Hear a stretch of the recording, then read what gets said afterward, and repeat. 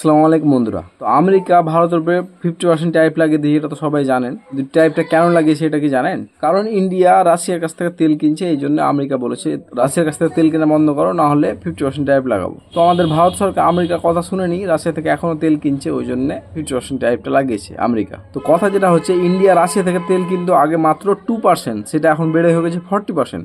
কারণ রাশিয়াতে তেলটা অনেক কম রেটে পাওয়া যাচ্ছে, প্রায় $8 থেকে $13 পার ব্যারেলে কম পাওয়া যাচ্ছে। কিন্তু এই তেলটার বড় একটা অংশ যাচ্ছে রিলায়েন্স ইন্ডাস্ট্রিকে, এই জন্য আমাদের সরকার আরো রাশিয়া থেকে তেল কেনাটাকে বন্ধ করছে না। ইন্টারেস্টিং ব্যাপার এই হচ্ছে, যখন লক্ষ লক্ষ ব্যারেল তেলে $12 $15 করে রিলায়েন্স ইন্ডাস্ট্রি রেকর্ড করছে, তখন এই অ্যামাউন্টটা মোটামুটি হাজার হাজার কোটি টাকার উপরে যাচ্ছে। তো এতে রিলায়েন্স ইন্ডাস্ট্রি এত বেশি প্রফিট করেছে যে তাকে উইন্ডফল ট্যাক্স দিতে হয়েছে। উইন্ডফল ট্যাক্সটা অতিরিক্ত প্রফিটের উপরে লাগে। আর মজার বিষয় হচ্ছে যে সরকার লাস্ট ইয়ার ডিসেম্বরে এই উইন্ডফল ট্যাক্সটাকে বন্ধ করে দিয়েছে, আর এই বছরে নতুন ল নিয়ে এসছে যাতে সামনে আর কখনো উইন্ডফল ট্যাক্স কোনো কোম্পানির উপরে না লাগানো হয়। মানে এটা কার জন্য এনেছে ভাবুন। মানে রাশিয়া থেকে তেল কিনছে কম দামে, কিন্তু এটার প্রফিট পুরোপুরি রিলায়েন্স ইন্ডাস্ট্রিকে যাচ্ছে। সাধারণ মানুষের কোনো লাভ নেই এখানে। সাধারণ মানুষ যত টাকাতে তেল কিনতো তত টাকাতে তেল কিনতে হচ্ছে এখনো, তাও আবার 20% ইথানল ব্র্যান্ডের তেল এখনো সেম রেটেই কিনছে সাধারণ মানুষ। আসল কথা হচ্ছে, রাশিয়া থেকে কম দামে তেল কিনছে ভারত, এটার লাভ পুরোপুরি রিলায়েন্স ইন্ডাস্ট্রিকে হচ্ছে। এটার জন্য আমেরিকা ভারতের উপরে 50% ট্যারিফ চাপিয়ে দিয়েছে, যেটা ভুগছে ভারতের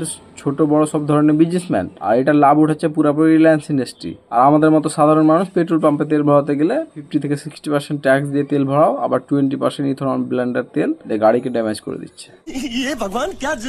এবার বলুন, সরকার কাদের জন্য কাজ করছে? সাধারণ মানুষের জন্য নাকি গুজরাটের বাবুদের জন্য?